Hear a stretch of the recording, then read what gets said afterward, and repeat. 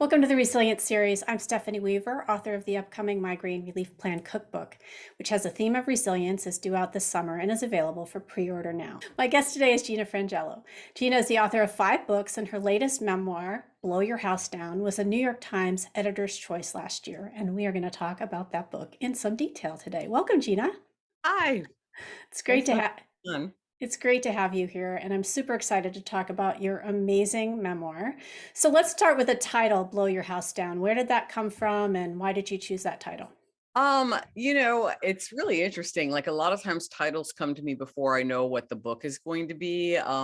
I had a sense of that title for a long time when my concept of the book didn't actually match the title that well. I thought I was going to be writing a series of essays about caregiving my parents. And yet I had this title in my head, and eventually I sort of realized that all the things I was not planning to incorporate that I ended up incorporating made the title fit pretty well. So So there is a house that's kind of falling down or falling apart in addition to the caregiving. And it's the Three Little Pigs, I'm assuming, yeah, correct? of Yeah. course, Yeah, yes, yeah. okay. I just want And to make sure because I've always assumed it was that, and then I was like, maybe she had a different idea. no, it's it wasn't specifically like I was like, oh, I'm gonna name it after the Three Little Pigs, but we did end up playing with it with there being a wolf on the cover of the book and so forth. Yes.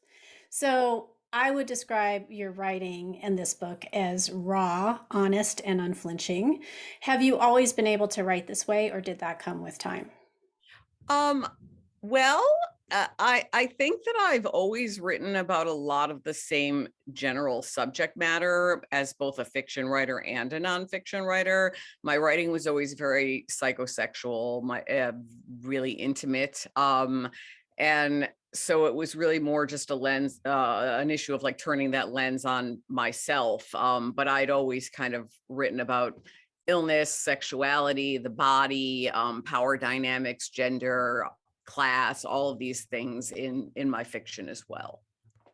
So, over the course of the book, you survive a breakup, infidelity, breast cancer, caring for your elder parents, and then very recently, a car accident. So, how do you define resilience and how does it play into your work? So, well, resilience, God, it's complicated. It's a complicated word because I think that people are resilient, right? I mean, obviously, the human species has not had it easy. Almost no one has had it easy until fairly contemporary times. And on the scale of humanity, I'm living a pretty privileged life.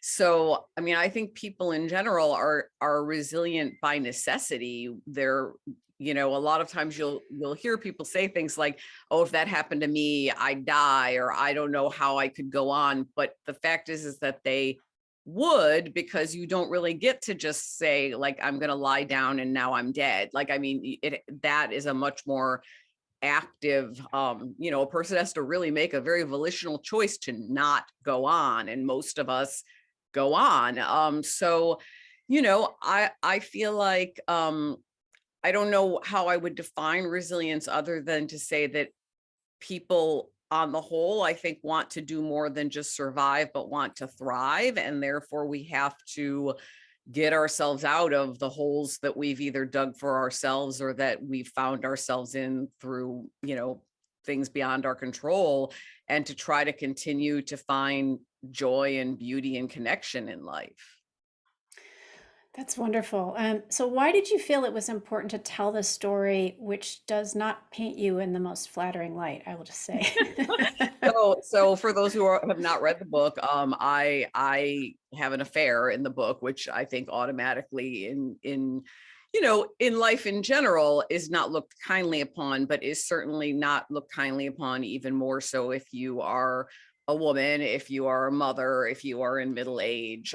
So all of those things compile to sort of make me a not unilaterally sympathetic character.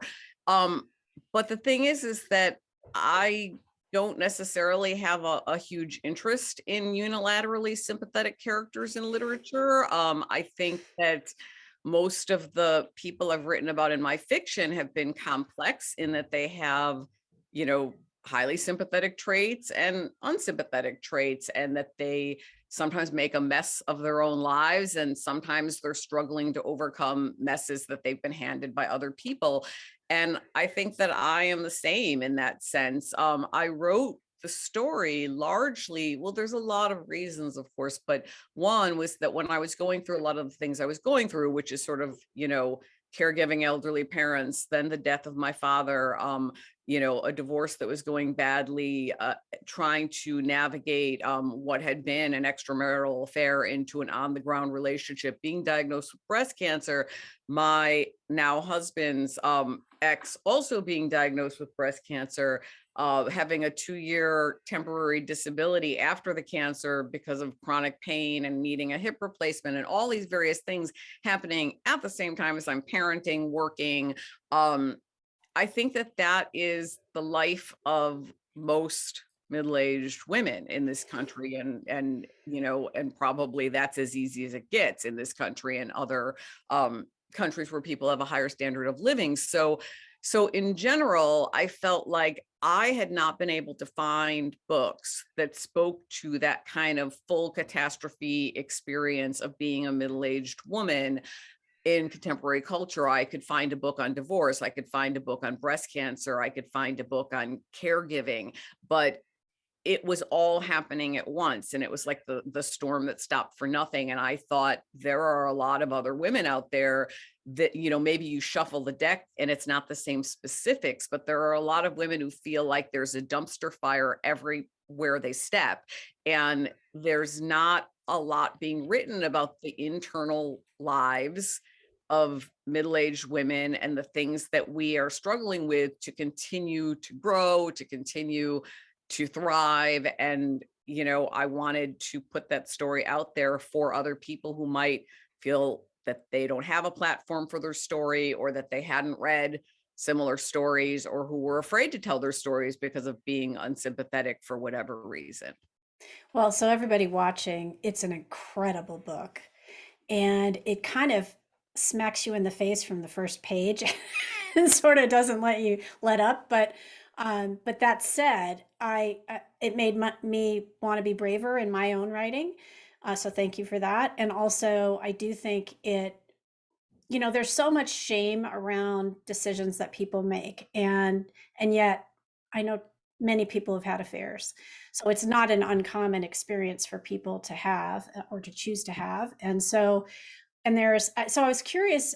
So the book received a ton of praise. It also received a lot of criticism, and I was curious, now that it's been a while since that has all happened, do you feel like it's because you were honest, or because you talked so frankly about sex that it got the negative reaction that it did? Well, so I mean, most of the negative reactions swirled around kind of one catalyst review that was really high profile.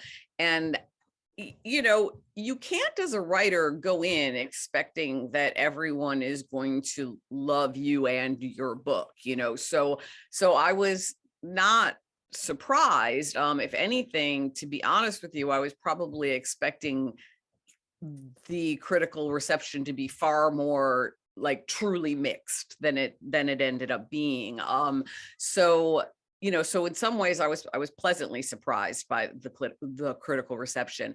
But that being said, I do think it is pretty taboo for middle-aged women who are not writing about their early youth, who are not writing about when they were 25 and hot and single or child free, to write candidly about our sexuality. I mean, I think then if you add to that, having children, if you add to that, then, also being in the middle of a lot of medical procedures, a bilateral mastectomy, and, all of these things that we are not comfortable with, you know, older bodies, disabled bodies, non-normative bodies being sexual, particularly for women.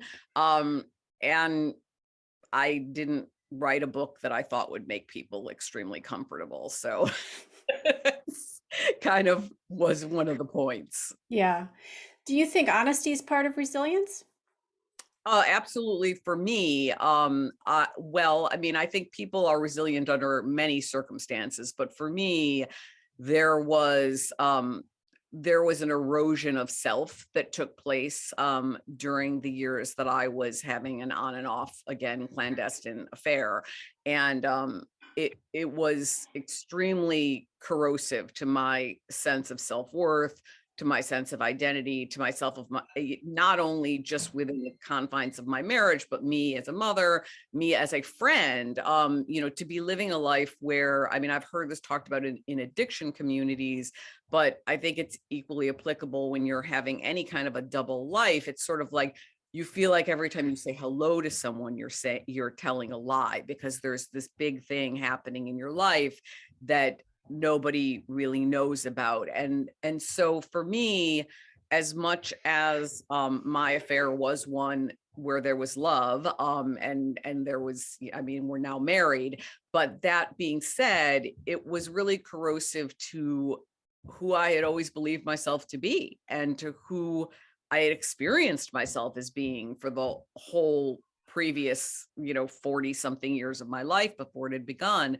So I have definitely come to find that, living in the light is a major part of being able to thrive. And so if we view being able to thrive as being part of resilience, then definitely yes. I also think that sometimes people do not have the same level of privilege or luxury that I may have had in my life that would allow them to come clean about their secrets and still, basically not suffer consequences that are irredeemable. So therefore, I don't judge others who may feel that they can't lead a kind of radically honest life, because I think people's circumstances are really different. So, and everybody, that is why you need to read the book. That answer right there. It's just so, for me, I mean, I related so much to the parental caregiving. I also own a house that's 95 years old. So the house issues were also very relevant to me. Um, but just that sort of frank assessment of oneself that you kind of perform, almost an autopsy on your psyche in the book, it just, you don't see that in memoir usually, and it's tough to really own those mistakes and really own those choices. And so I just want to applaud you for doing that, and also writing an incredible, like, it's beautifully crafted, just gripping book. Thank you. Thank you. I mean, I really wanted, I've said this before in interviews, but I really wanted the book to be extremely frank and have a lot of candor, but not to be a book of swagger. And I felt, because the subtitle of the book, A Story of Family, Feminism, and Treason, the book is very concerned with feminist issues and with, the situation of women. And and it is an indictment of patriarchy in many ways. However, I didn't want to write a book in which sort of, patriarchy with a capital P was up here, and I could therefore just point at it and say, see, I can do whatever I want because patriarchy. I felt like that's not useful, because part of my belief in feminism is that we have to claim agency, and we're adults and we make choices. And so, I wasn't in a situation where there was only one possible choice I could make. I made a complex group of choices, and, some I regret and some I don't regret. And sometimes I both regret and don't regret the same thing. And so for me, being able to kind of interrogate and excavate that in myself as a character was much more important to me than just, kind of having that swaggering bravado and being like, I did this, not sorry, and I actually sometimes wonder whether admitting culpability and wrestling with one's own accountability um actually can encourage the reader to blame you, whereas if you were constantly saying no, no, I had every right because maybe some will believe you. But I still didn't want to go that route. It didn't bother me much that there would be readers who would blame me. I blamed myself, and I think that journey was one that I figured the reader, a reader would stick with the book, was going to come on with me. Yes. Well, and one of the things that strikes me, and I have a client that recently told me very truthfully, I don't care what people think of me. And that's so unusual for a woman to say and to believe and to own. And I think that is part of what you're talking about of owning our stuff, owning what we should own, not blaming bigger structures for our choices, but also recognizing that our choices are made within those bigger structures. But also just the freedom to say, like, people aren't going to like me necessarily, and I'm okay with that, is not something you normally hear from women. It's certainly something that's pretty conditioned out of us. So that was also something super refreshing. I mean, in my case, it was interesting because, of course, I had already come out years prior as having had the affair, around the time that I left my marriage. And I had a woman friend who said to me, like, stop telling people that you had an affair. Everyone is going to judge you.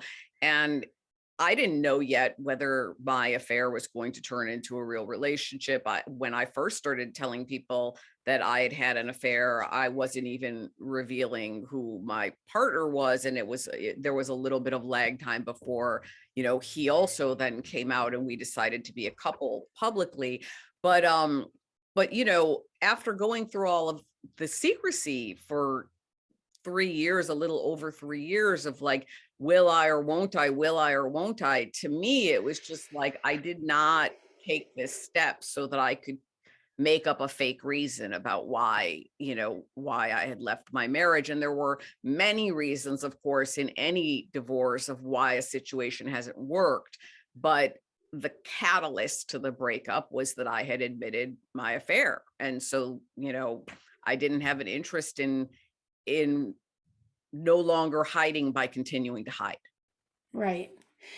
And I relate to it in the sense of, and I'm a childhood sexual abuse survivor, and that's just not something people want to talk about. They don't want to hear about it. I used to not tell people because it was so uncomfortable for the other person. And I felt like I had to do it in a very special, particular way where the two of us were alone and I could kind of build up to it and then, make sure they were okay because they were learning this, really hard thing that had happened to this person, me, that they cared about.